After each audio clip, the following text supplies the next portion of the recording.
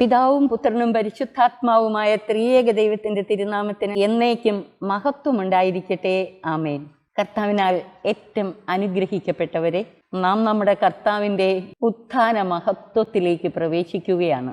യേശുവിൻ്റെ ഉത്ഥാനത്തെക്കുറിച്ച് 4 സുവിശേഷങ്ങളിലും പറഞ്ഞിട്ടുണ്ട്. 4 സുവിശേഷങ്ങളിലും യേശുവിൻ്റെ ഉത്ഥാനത്തിന് ആദ്യ സാക്ഷികളാകുന്നത് സ്ത്രീകളാണ്. വിശുദ്ധ മത്തായി എഴുതിയ സുവിശേഷം 28-ാം അധ്യായം 1 മുതലുള്ള വാക്യങ്ങളിൽ നാം ഇപ്രകാരം വായിക്കുന്നു: സാബത്തിന് ശേഷം ആഴ്ചയുടെ 1-ാം ദിവസം രാവിലെ മഗ്ദലന മറിയവും മറ്റേ മറിയവും ശവകുടീരം സന്ദർശിക്കാൻ വന്നു. അപ്പോൾ വലിയ ഒരു ഭൂകമ്പമുണ്ടായി. കർത്താവിൻ്റെ ദൂതൻ സ്വർഗത്തിൽ നിന്ന് ഇറങ്ങി വന്ന് കല്ലുരുട്ടി മാറ്റി അതിന്മേലിരുന്നു. അവന്റെ രൂപം മിന്നൽ പിണർ പോലെ ആയിരുന്നു, വസ്ത്രം മഞ്ഞുപോലെ വെളുത്തതും. അവനെക്കുറിച്ചുള്ള ഭയം നിമിത്തം കാവൽക്കാർ വിറപൂണ്ട് മരിച്ചവരെ പോലെയായി. ദൂതൻ സ്ത്രീകളോട് പറഞ്ഞു, ഭയപ്പെടേണ്ട, ക്രൂശിക്കപ്പെട്ട യേശുവിനെയാണ് നിങ്ങൾ അന്വേഷിക്കുന്നതെന്ന് എനിക്കറിയാം. അവൻ ഇവിടെയില്ല. താൻ അരുളി ചെയ്തതുപോലെ അവൻ ഉയർപ്പിക്കപ്പെട്ടു. അവൻ കിടന്ന സ്ഥലം വന്ന് കാണുവിൻ.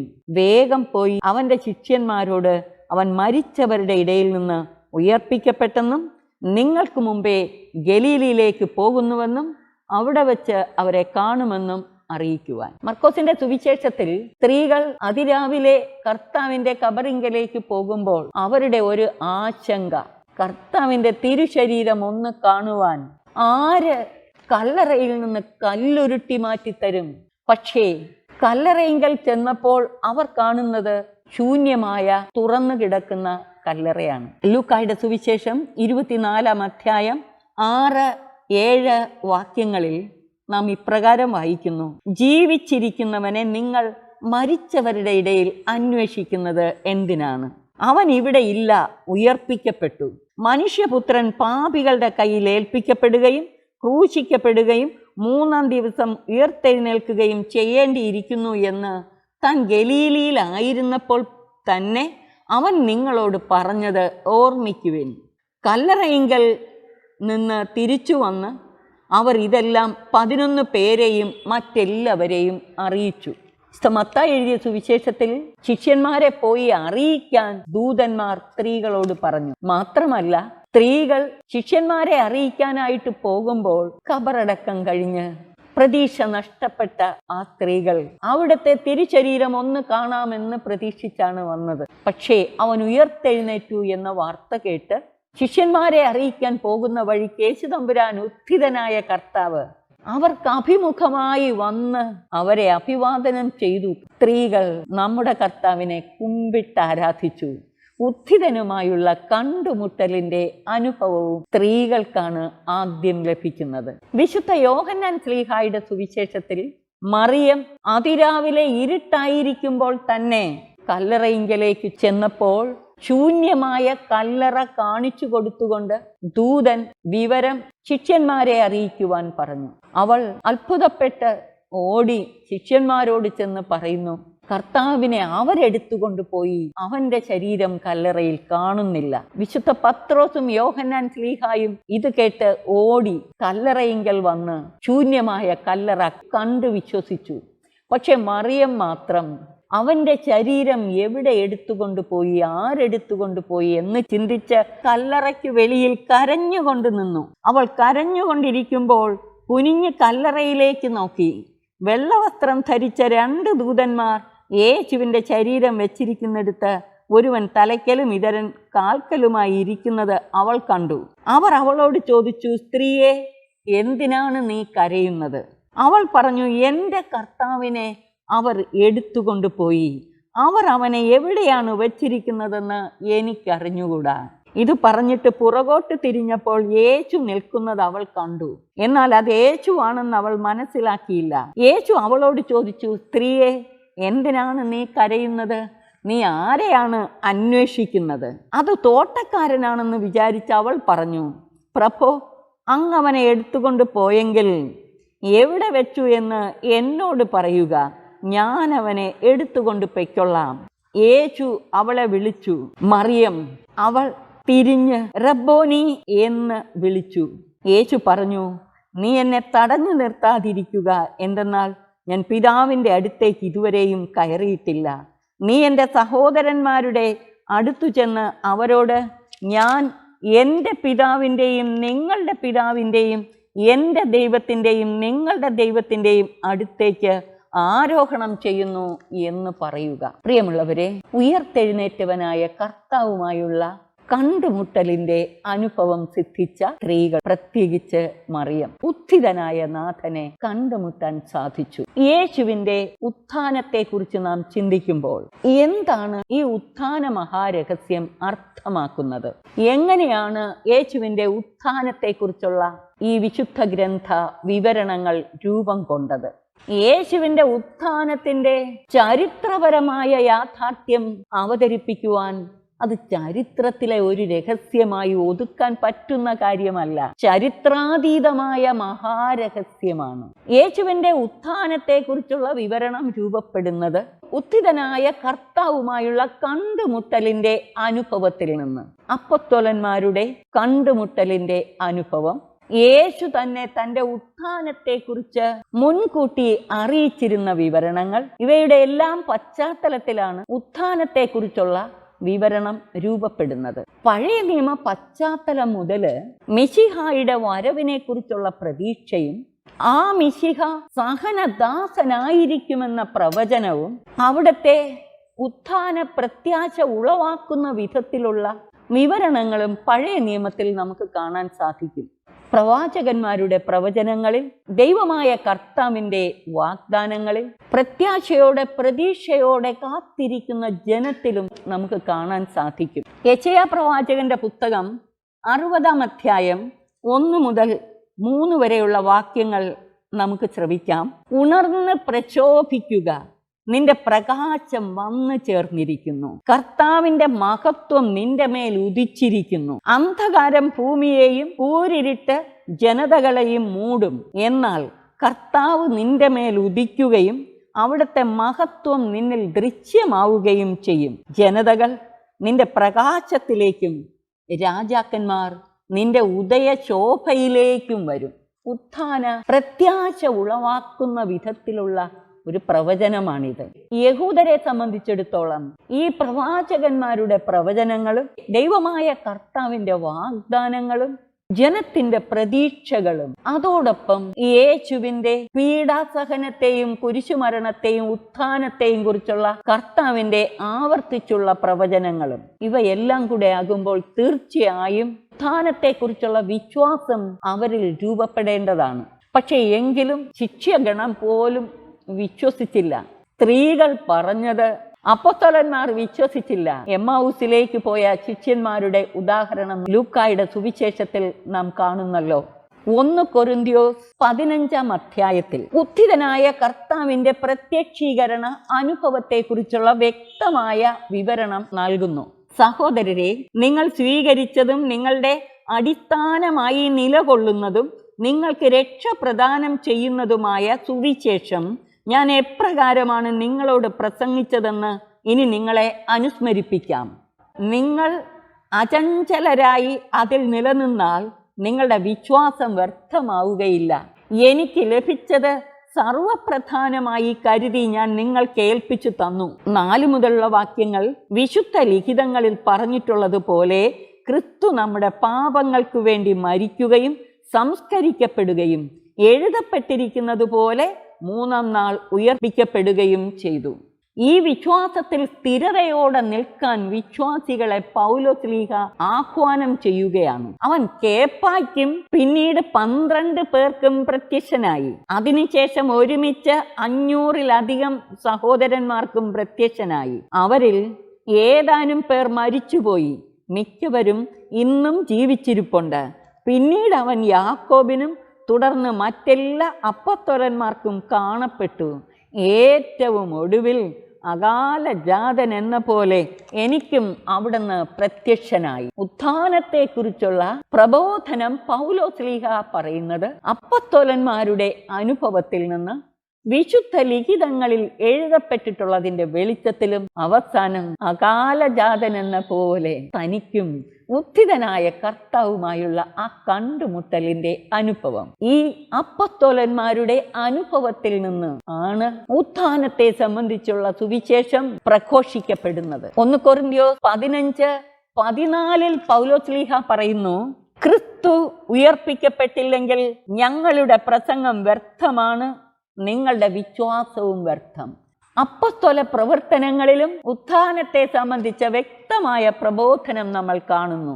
അപ്പസ്തോല പ്രവർത്തനം 2-ാം അധ്യായം 22 മുതലുള്ള വാക്യങ്ങൾ. ഇസ്രായേൽ ജനങ്ങളെ, ഈ വാക്കുകൾ കേൾക്കുവിൻ. നിങ്ങൾക്കറിയാവുന്നതുപോലെ ദൈവം നസറായനായ യേശുവിനെ താൻ അവൻ വഴി നിങ്ങളുടെ ഇടയിൽ പ്രവർത്തിച്ച മഹത്തായ കാര്യങ്ങൾ കൊണ്ടും തൻ്റെ അത്ഭുത കൃത്യങ്ങളും അടയാളങ്ങൾ കൊണ്ടും നിങ്ങൾക്ക് സാക്ഷ്യപ്പെടുത്തി തന്നു. അവൻ ദൈവത്തിൻ്റെ നിശ്ചിത പദ്ധതിയും പൂർവജ്ഞാനവും അനുസരിച്ച് നിങ്ങളുടെ കൈകളിൽ ഏൽപ്പിക്കപ്പെട്ടു.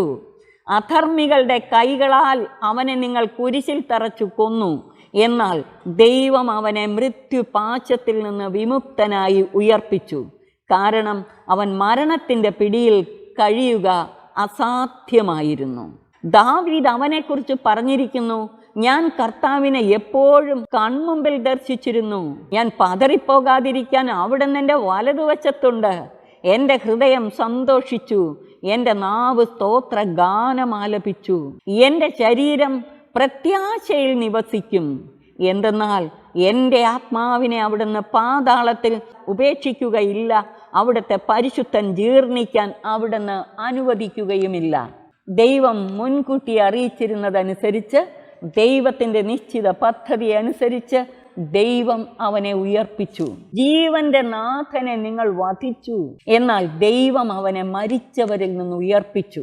ഇതുപോലെ നിരവധി തിരുവചന ഭാഗങ്ങൾ നമ്മുടെ കർത്താവിൻ്റെ ഉത്ഥാനത്തെ വ്യക്തമായി സാക്ഷ്യപ്പെടുത്തുന്ന, യേശുവിൻ്റെ ഉത്ഥാനത്തെ സംബന്ധിച്ച തിരുവചന ഭാഗങ്ങൾ നമ്മൾ പരിശോധിക്കുമ്പോൾ 2 വിധത്തിൽ പറഞ്ഞിട്ടുണ്ട്. ദൈവം അവനെ ഉയർപ്പിച്ചു, യേശു ഉയർത്തെഴുന്നേറ്റു. എന്താണ് ഇതിൻ്റെ അർത്ഥം? ദൈവം അവനെ ഉയർപ്പിച്ചു എന്ന് പറയുമ്പോൾ ലാസറിനെ ഉയർപ്പിച്ച് ജീവനിലേക്ക് തിരിച്ചു കൊണ്ടുവന്നു, ശാരീരിക ജീവനിലേക്ക്, ആ അർത്ഥത്തിലല്ല. പിന്നെയോ പരമപിതാവിൻ്റെ മഹത്വത്തിൽ പുത്രൻ ആയിരുന്ന പദവിയിലേക്ക് പിതാവ് പുത്രനെ ഉയർത്തി. ഇത് സംഭവിക്കാതിരിക്കുക സാധ്യമല്ല. കാരണം അവൻ ദൈവപുത്രനാണ്, ദൈവമാണ്. യേശു ദൈവപുത്രനായതുകൊണ്ട്, ദൈവമായതുകൊണ്ട് അവൻ്റെ ഉത്ഥാനം സംഭവിക്കാതിരിക്കുക സാധ്യമല്ല. ദാവീദ് സങ്കീർത്തനങ്ങളിൽ പറഞ്ഞിട്ടുള്ളതുപോലെ, അപ്പോസ്തല പ്രവർത്തനത്തിൽ നാം ഉദ്ധരിച്ചതുപോലെ, ദൈവത്തിൻ്റെ പരിശുദ്ധൻ ഉയർപ്പിക്കപ്പെടാതിരിക്കാൻ സാധ്യമല്ല. കാരണം അവൻ്റെ ശരീരം ജീർണിക്കുവാൻ ദൈവം അനുവദിക്കുകയില്ല. യേശു ഉയർത്തെഴുന്നേറ്റു എന്ന് പറഞ്ഞേക്കുന്നതിൻ്റെ അർത്ഥം, അവിടുന്ന് പിതാവ് തന്നെ ഏൽപ്പിച്ച ദൗത്യം പൂർത്തിയാക്കി പരമപിതാവിൻ്റെ സന്നിധിയിലേക്ക്, ആ മഹത്വത്തിലേക്ക് തിരിച്ചുപോയി. വന്നതുപോലെയാണോ ആ തിരിച്ചുപോക്ക്? തീർച്ചയായിട്ടും അല്ല. അവിടുന്ന് എന്തിനു വേണ്ടി ഈ ഭൂമിയിലേക്ക് വന്നോ ആ രക്ഷാകര ദൗത്യം പൂർത്തിയാക്കി വിജയശ്രീലാളിതനായി പരമപിതാവിൻ്റെ സന്നിധിയിലേക്ക് പോയി. അവിടുന്ന് വന്നതുപോലെ അല്ല തിരിച്ചുപോയത്. പിന്നെയോ മനുഷ്യകുലത്തെ മുഴുവനും സൃഷ്ടപ്രപഞ്ചത്തെ മുഴുവനും തന്നിലേറ്റെടുത്ത് വിശുദ്ധീകരിച്ച് പരമപിതാവിലേക്ക് ഉയർത്തുകയായിരുന്നു. യേശു ഉയർത്തെഴുന്നേറ്റത് താൻ ഭൂമിയിൽ നിർവഹിക്കാനായി വന്ന ദൗത്യം നിറവേറ്റിക്കൊണ്ട് മനുഷ്യകുലത്തെ മുഴുവനും സൃഷ്ടപ്രപഞ്ചത്തെ മുഴുവനും തന്നിലേറ്റെടുത്ത് വിശുദ്ധീകരിച്ച് ദൈവപിതാവിലേക്ക് ഉയർത്തിക്കൊണ്ട്, അഥവാ രക്ഷയുടെ അനുഭവത്തിലേക്ക് നയിച്ചുകൊണ്ട്. പൗലോസ്ലീഹ റോമർക്കെഴുതിയ ലേഖനം 4-ാം അധ്യായം 24-25 വാക്യങ്ങളിൽ പറയുന്നു, നമ്മുടെ പാപങ്ങളുടെ മോചനത്തിനായി മരണത്തിന് ഏൽപ്പിക്കപ്പെടുകയും നമ്മുടെ നീതീകരണത്തിനായി ഉയർപ്പിക്കപ്പെടുകയും ചെയ്ത നമ്മുടെ കർത്താവായ യേശുവിനെ മരിച്ചവരിൽ നിന്ന് ഉയർപ്പിച്ചവനിൽ വിശ്വസിക്കുന്ന നമുക്കും അത് നീതിയായി പരിഗണിക്കപ്പെടും. വിശുദ്ധ ലിഖിതങ്ങളിൽ പറഞ്ഞിട്ടുള്ളതുപോലെ ക്രിസ്തു നമ്മുടെ പാപങ്ങൾക്ക് വേണ്ടി മരിക്കുകയും എഴുതപ്പെട്ടിരിക്കുന്നത് പോലെ 3-ാം നാൾ ഉയർപ്പിക്കപ്പെടുകയും ചെയ്തു. പ്രിയമുള്ളവരെ, നമ്മുടെ കർത്താവിൻ്റെ ഉത്ഥാന മഹാരഹസ്യത്തെ അതിൻ്റെ പൂർണ്ണമായ അർത്ഥത്തിൽ നമുക്ക് ഉൾക്കൊള്ളാൻ ഒരു പ്രഭാഷണം കൊണ്ടോ ഒരു ദിവസത്തെ ധ്യാനം കൊണ്ടോ സാധ്യമാകുന്നതല്ല. പക്ഷേ വിശുദ്ധ ലിഖിതങ്ങളിൽ പറഞ്ഞിട്ടുള്ളതും അപ്പസ്തോലന്മാരുടെ അനുഭവത്തിൽ നിന്ന് അവർ നൽകിയിട്ടുള്ള വിവരണങ്ങൾ, പ്രത്യേകിച്ച് ഉത്ഥിതനായ കർത്താവുമായുള്ള കണ്ടുമുട്ടലിൻ്റെ പ്രത്യക്ഷീകരണ അനുഭവത്തിൻ്റെ വിവരണങ്ങളും ഇവയെക്കുറിച്ച് സഭാപിതാക്കന്മാർ നൽകിയിട്ടുള്ള വിവരണങ്ങളും ഒക്കെ ഒരുമിച്ച് ചേർത്ത് നിരന്തരം ധ്യാന പഠന വിഷയമാക്കുമ്പോൾ ഉത്ഥാന അനുഭവത്തിലേക്ക് നമുക്കും അനുദിനം വളരാൻ സാധിക്കും. സഭാപിതാവായ ഗ്രിഗറി നസിയാൻസൻ ഉത്ഥാന മഹാരഹസ്യത്തെക്കുറിച്ച് വളരെ വ്യക്തമായ വിശദീകരണം നൽകിയിട്ടുണ്ട്. ഉത്ഥാന മഹാരഹസ്യത്തെ വിശുദ്ധ ഗ്രിഗറി നസിയാൻസൻ അവതരിപ്പിക്കുന്നത് മനുഷ്യകുലത്തെ മാത്രമല്ല, സൃഷ്ട പ്രപഞ്ചത്തെ മുഴുവനും ക്രിസ്തുവിൽ ആകർഷിച്ചടുപ്പിച്ച് അവനിൽ ഏകീകരിച്ച് പരമപിതാവിലേക്ക് ഉയർത്തുന്ന മഹാരഹസ്യമായിട്ടാണ്. കാന്തം ഇരുമ്പിനെ ആകർഷിക്കുന്നത് പോലെ നമ്മുടെ കർത്താവിന്റെ ഉത്ഥാനം സകലരെയും ദൈവത്തിലേക്ക് ഉയർത്തുന്നു. ഈ മഹാരഹസ്യങ്ങളെല്ലാം എങ്ങനെ നമുക്ക് ആഘോഷിക്കാൻ സാധിക്കും? ഈ മഹാരഹസ്യത്തെ എങ്ങനെ നമ്മൾ മനസ്സിലാക്കും? അവിടുത്തെ ഏതാനും തുള്ളി രക്തം മാനവ കുലത്തെ മാത്രമല്ല, ലോകത്തെ മുഴുവനും രൂപാന്തരീകരിക്കുന്ന മഹാരഹസ്യം. ഈ മഹാരഹസ്യത്തെ നാം എത്ര ധ്യാനിച്ചാലും തീരത്തില്ല. ഉത്ഥാന മഹാരഹസ്യത്തിലാണ് സഭയുടെ ആരാധനക്രമപരമായ ശുശ്രൂഷകളെല്ലാം കേന്ദ്രീകരിച്ചിരിക്കുന്നത്. സഭയുടെ ആരാധനക്രമ വത്സരത്തിന്റെ കേന്ദ്രം ഉത്ഥാനമാണ്. ആരാധനക്രമത്തിന്റെ കേന്ദ്രമായ പരിശുദ്ധ കുർബാനയും ഉത്ഥിതനായ കർത്താവിന്റെ സാന്നിധ്യമാണ് നമുക്ക് പ്രദാനം ചെയ്യുന്നത്. ഉത്ഥാന മഹാരഹസ്യത്തെ നിരന്തരം ധ്യാനിച്ചാൽ അത് നമ്മിൽ ഉളവാക്കുന്ന പ്രത്യാശ വിസ്മയനീയമാണ്. ദൈവത്തിൻ്റെ പ്രത്യക്ഷീകരണ അനുഭവം അതിൻ്റെ പൂർണ്ണതയിൽ നമുക്ക് ലഭിക്കുന്നത് ഈ ഉത്ഥാന മഹാരഹസ്യത്തിലൂടെയാണ്. നമ്മുടെ കർത്താവിൻ്റെ പെസഹ രഹസ്യങ്ങളുടെ പൂർത്തീകരണം സഭാപിതാവായ നസിയാൻസൻ കാണുന്നത് ഉത്ഥാന മഹാരഹസ്യത്തിലാണ്. ഈ ഉത്ഥാന മഹാരഹസ്യം യേശുവിൻ്റെ കുരിശുമരണത്തിൻ്റെ വേദനയിലും പരിത്യക്തതയിലും സംഭ്രമത്തിലും കഴിഞ്ഞിരുന്ന ക്രിസ്തു ശിഷ്യർക്ക് വലിയ ആനന്ദവും ശക്തിയും പ്രദാനം ചെയ്തു. ആ സമയത്തെ അത്ഭുതങ്ങൾ നിരവധിയാണ്. ദൈവം ക്രൂശിക്കപ്പെട്ടു, സൂര്യൻ ഇരുണ്ടു, ദേവാലയത്തിന്റെ തിരശീല രണ്ടായി കീറി, കർത്താവിന്റെ തിരുവിലാവിൽ നിന്ന് രക്തവും വെള്ളവും ഒഴുകി, പാറകൾ പിളർന്നു, ശവക്കല്ലറകൾ തുറന്നു, മരിച്ചവർ ഉയർത്തെഴുന്നേറ്റു. അവിടുത്തെ ഖബറിൽ സംഭവിച്ച രഹസ്യങ്ങൾ ആർക്കും അർത്ഥപൂർണമായി ആഘോഷിക്കുവാനാകില്ല. എങ്കിലും ഇവയൊന്നും എൻ്റെ രക്ഷ എന്ന അത്ഭുതത്തോട് തുലനം ചെയ്യാനാവില്ല. കുറച്ചു തുള്ളി രക്തങ്ങൾ ലോകത്തെ മുഴുവനും പുനഃസൃഷ്ടിച്ച് നമ്മെ ഒരുമിച്ച് ചേർത്ത് ഒന്നാക്കി തീർക്കുന്നു.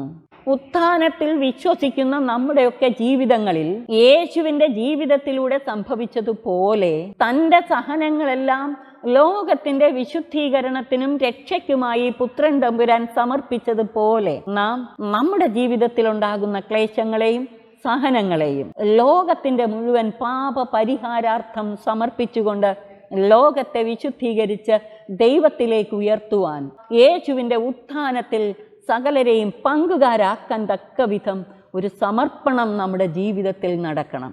ഉത്ഥാന പ്രത്യാശയോടെ ജീവിക്കാൻ നമുക്ക് സാധിച്ചാൽ സഹനങ്ങളെല്ലാം യേശുവിൻ്റെ കുരിശിനോട് ചേർത്ത് ലോകത്തെ മുഴുവനും വിശുദ്ധീകരിച്ച് തമ്പുരാനിലേക്ക് ഉയർത്താൻ സാധിക്കും. യേശുവിനെ സ്നേഹിക്കുകയും യേശുവിൽ വിശ്വസിക്കുകയും ചെയ്യുന്നവരുടെ ജീവിതത്തിലൂടെ ഇത് നടക്കണം. അല്ലെങ്കിൽ പിന്നെ നമ്മുടെ വിശ്വാസത്തിന് അർത്ഥമില്ല.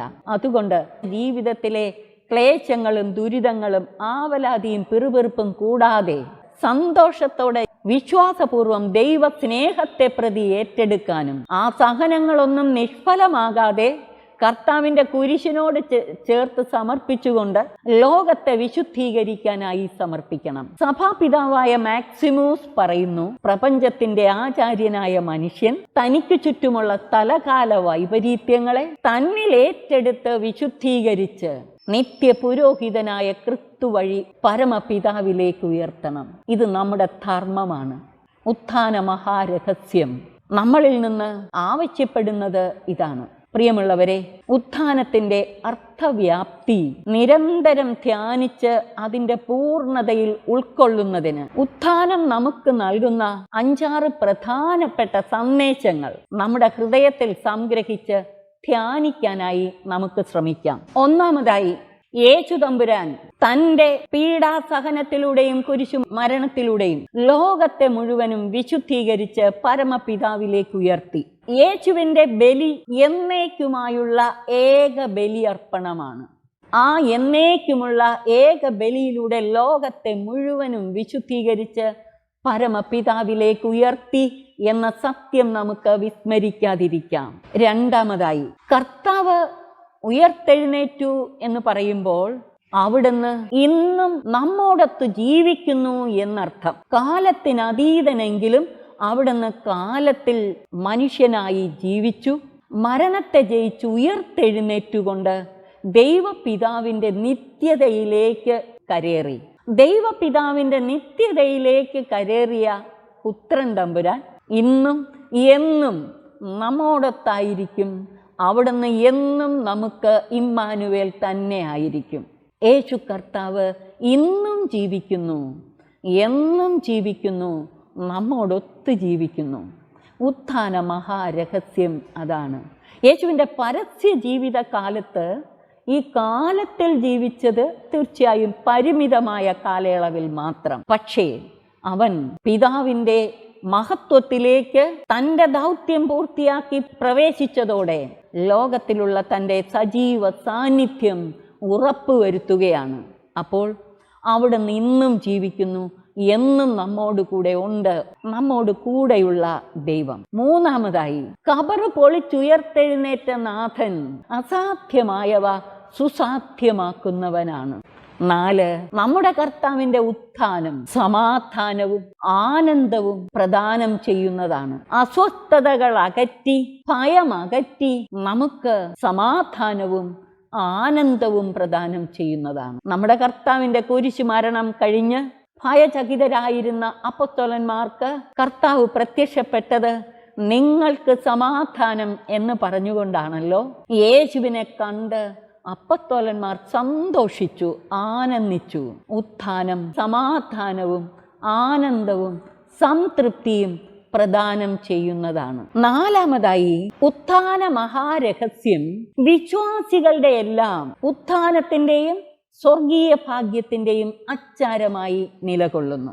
5, ഉത്ഥാനത്തിലുള്ള വിശ്വാസം സഹനങ്ങളെ രക്ഷാകരമാക്കുകയും ആനന്ദമാക്കി മാറ്റുകയും ചെയ്യും. വിശുദ്ധ യോഹന്നാൻ ശ്ലീഹായുടെ സുവിശേഷ 16-ാം അധ്യായത്തിൽ ശ്ലീഹ ആവർത്തിച്ചു പറഞ്ഞിട്ടുണ്ട്, നിങ്ങളുടെ ദുഃഖം സന്തോഷമായി മാറും. കുരിശിൻ ചുവട്ടിൽ പരിശുദ്ധ അമ്മയ്ക്ക് എങ്ങനെ നിൽക്കാൻ കഴിഞ്ഞു? കുരിശിൻ്റെ യാത്രയിൽ അമ്മ കൂടുണ്ടായിരുന്നു. തൻ്റെ അരുമസുതൻ പിടഞ്ഞു മരിക്കുമ്പോൾ അമ്മ കുരിശിൻ ചുവട്ടിൽ നിൽക്കുകയായിരുന്നു. പിലാത്തോസിന്റെ അരമനയിൽ ചാട്ടവാർ അടിക്കുന്നതും കണ്ടുകൊണ്ട് അമ്മ നിൽക്കുന്നുണ്ടായിരുന്നു. എങ്ങനെ അമ്മയ്ക്കിത് സാധിച്ചു? മനുഷ്യബുദ്ധിക്ക് അഗ്രാഹ്യമായ അവർണ്ണനീയമായ സമാധാനവും ആനന്ദവും ദൈവം ഹൃദയത്തിൽ നിറച്ചു. പരിശുദ്ധ അമ്മയ്ക്ക് ലഭിച്ച ഉത്ഥാന പ്രത്യാശ, തൻ്റെ പുത്രന്റെ ഉത്ഥാനത്തെക്കുറിച്ചുള്ള പ്രത്യാശ. 6, ഈ ഉത്ഥാന പ്രത്യാശയും ആനന്ദവും സ്വന്തം ഹൃദയഭിത്തിക്കുള്ളിൽ ഒതുക്കി നിർത്താനാവില്ല. സകലരോടും പ്രഘോഷിക്കും. 2 കാര്യങ്ങൾക്ക് വേണ്ടിയാണ് ഇത് പ്രഘോഷിക്കുന്നെന്ന് പറയുന്നത്. ഞങ്ങൾക്ക് ദൈവവുമായുള്ള കൂട്ടായ്മയിൽ നിങ്ങളും പങ്കുചേരണം. പിതാവും പുത്രനും പരിശുദ്ധാത്മാവുമായ ത്രിയേക ദൈവത്തിൻ്റെ സ്നേഹ കൂട്ടായ്മയിൽ സകലരെയും ഒന്നു ചേർക്കാനും അതുവഴി ഞങ്ങളുടെ സന്തോഷം പൂർണ്ണമാകാനും. യോഹന്നാൻ എഴുതിയ 1-ാം ലേഖനം 1-ാം അധ്യായം 1 മുതൽ 5 വരെയുള്ള വാക്യങ്ങൾ. അനുഭവിക്കുന്നവർക്ക് പ്രഘോഷിക്കാതിരിക്കാൻ പറ്റില്ല. ഉത്ഥാന അനുഭവം പങ്കുവയ്ക്കാതിരിക്കാൻ പറ്റില്ല. പരിശുദ്ധാത്മാവ് നമ്മുടെ ഹൃദയങ്ങളിൽ ഉണർത്തുന്ന ദൈവസ്നേഹ തീഷ്ണതയിൽ നിന്ന് വരുന്നതാണ് ഈ പ്രേഷിത തീഷ്ണത. ഏഴാമതായി, ഉയർപ്പിന്റെ ജീവിതം നയിക്കുന്ന മക്കൾക്ക് യേശു തമ്പുരാന്റെ ഉത്ഥാനത്തിലൂടെ ലോകത്തെ വിശുദ്ധീകരിച്ച് തമ്പുരാനിലേക്ക് ഉയർത്താൻ സാധിക്കും. ഞാൻ ഈ പറഞ്ഞ 7 കാര്യങ്ങൾ, ആദ്യം പറഞ്ഞ 6ഉം നമുക്ക് ഏഴാമത്തേതിൽ യഥാർത്ഥത്തിൽ സമന്വയിപ്പിക്കാൻ പറ്റും. കർത്താവിനോട് പറ്റിച്ചേർന്ന് നിൽക്കുമ്പോൾ അവിടുത്തെ സംരക്ഷണം നമുക്ക് കിട്ടുമെന്ന് മാത്രമല്ല, ലോകത്തിന് മുഴുവൻ ഈ സംരക്ഷണം ലഭിക്കും. അതെ, ഉത്ഥിതനായ കർത്താവിലുള്ള വിശ്വാസത്തിലൂടെ നമുക്ക് ദൈവത്തിൻ്റെ നിരന്തരമായ സംരക്ഷണം അനുഭവിക്കാൻ സാധിക്കും. അവിടുത്തെ സജീവമായ സാന്നിധ്യം അനുഭവിക്കാൻ സാധിക്കും. പ്രത്യാശയോടെ ജീവിക്കാൻ സാധിക്കും. ആത്മധൈര്യത്തോടെ കർത്താവിനെ പ്രഘോഷിക്കുവാൻ, സാക്ഷ്യപ്പെടുത്താൻ സാധിക്കും. ദുഃഖങ്ങളെല്ലാം ആനന്ദമാക്കി മാറ്റാൻ സാധിക്കും. ലോകത്തെ മുഴുവനും രൂപാന്തരീകരിച്ച് ദൈവത്തിലേക്ക് ഉയർത്താൻ. പ്രിയമുള്ളവരെ, വിശ്വാസികൾ ഒന്ന് ചേർന്ന് ഈ വിശ്വാസത്തിൻ്റെ ബലത്തോടെ പരസ്പരം സഹകരിച്ച് ലോകത്തെ മുഴുവനും സകല മനുഷ്യരെയും കർത്താവിനോട് ചേർത്ത് നിർത്താൻ പരിശ്രമിക്കുക. ഉത്ഥിതനായ കർത്താവിൻ്റെ ആനന്ദവും സമാധാനവും അനുഭവിക്കുക മാത്രമല്ല, സകലർക്കും പങ്കുവയ്ക്കാൻ. ഇത് ദുഃഖങ്ങളൊന്നുമില്ലാത്ത ജീവിതമല്ല, ആനന്ദമല്ല എന്ന് ഓർത്തിരിക്കുക. ഉത്ഥാനത്തിൻ്റെ ആനന്ദവും സമാധാനവും ദുഃഖങ്ങളൊന്നുമില്ലാത്ത ആനന്ദവും സമാധാനവുമെന്ന് ധരിക്കരുത്.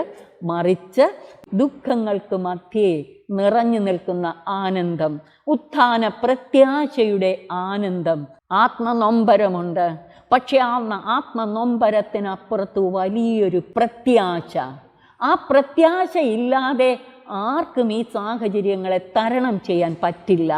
അമ്മ കാണിച്ചു തന്ന വലിയ ധീരതയും മാതൃകയും നമുക്കും പ്രത്യാശയും ബലവും പകരണം. നമ്മുടെ പ്രതിസന്ധികളിൽ നമ്മുടെ കർത്താവ് കുരിശിൽ കിടന്ന് നിലവിളിക്കുമ്പോഴും പരമപിതാവിൻ്റെ കരങ്ങളിൽ എൻ്റെ ആത്മാവിനെ സമർപ്പിക്കുന്നു എന്ന് പറയാൻ, ഗത്സമേനിൽ ഈ കാസ എന്നിൽ നിന്ന് മാറ്റിത്തരണമേ എന്ന് പറയുമ്പോഴും എൻ്റെ ഇഷ്ടമല്ല നിൻ്റെ ഇഷ്ടമെന്ന് പറഞ്ഞ് സമർപ്പിച്ചുകൊണ്ട് ധൈര്യപൂർവം തനിക്ക് നൽകിയ കാസ അവസാനം വരെ മട്ടുവരെ ഉറ്റിക്കുടിച്ച പുത്രൻ തമ്പുരാൻ്റെ മാതൃക സ്വീകരിച്ചുകൊണ്ട് ഉത്ഥാനത്തിൻ്റെ ആ ചൈതന്യത്തിൽ ജീവിക്കാം.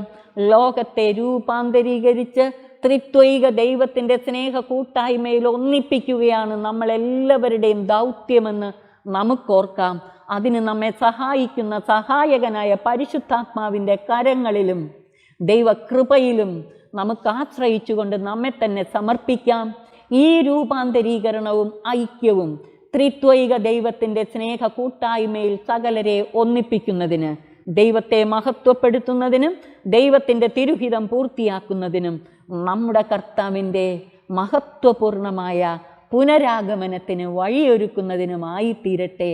നമുക്ക് ഉത്ഥാന മഹത്വത്തിൽ ഉൾച്ചേർന്നുകൊണ്ട് പുതുചൈതന്യത്തോടെ ജീവിക്കാൻ ദൈവം കൃപ നൽകട്ടെ. ദൈവം നമ്മെ ആശീർവദിച്ച് അനുഗ്രഹിക്കട്ടെ. നമ്മെ തന്നെ പരിപൂർണമായി ദൈവ തൃക്കരങ്ങളിൽ സമർപ്പിച്ചുകൊണ്ട് ദൈവാത്മ നിറവിൽ പുതുചൈതന്യത്തോടെ ജീവിക്കാൻ പരിശ്രമിക്കാം. പിതാവിനും പുത്രനും പരിശുദ്ധാത്മാവിനും സ്തുതി, ആദിമുതൽ എന്നേക്കും. ആമേൻ.